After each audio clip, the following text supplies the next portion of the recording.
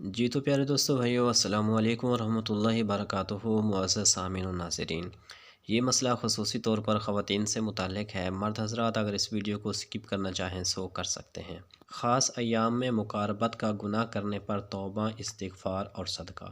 سوال: ہم نے سنا ہے کہ جب عورت کو ایام آئیں تو مرد کو اس کے پاس جانے کی ممانعت ہے، مگر پھر بھی اگر مرد اپنے آپ کو قابو میں نہ رکھ سکے اور اس سے یہ کام سرزد ہو جائے تو اس کے لیے کیا حکم ہے؟ اس کے نکاح میں کوئی فرق آیا یا نہیں؟ اور یہ گناہ کبیرہ ہے یا صغیرہ ہے؟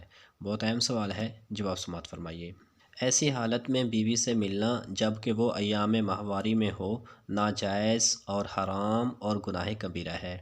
توبہ استغفار کریں اور اگر گنجائش ہو تو تقریباً 6 گرام چاندی یا اس کی قیمت صدقہ کرے، ورنہ توبہ اور استغفار ہی کرتا رہے، مگر اس ناجائز فعل سے نکاح میں کوئی فرق نہیں آتا۔